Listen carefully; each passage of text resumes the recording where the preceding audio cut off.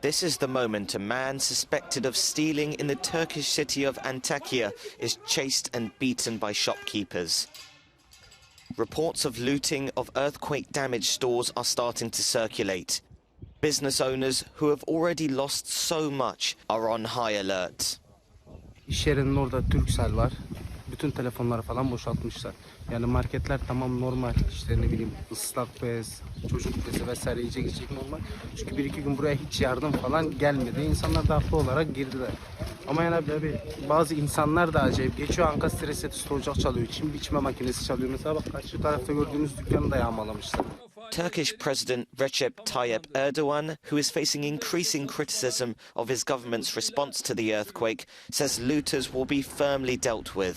The country is still struggling from its worst natural disaster since the 1930s.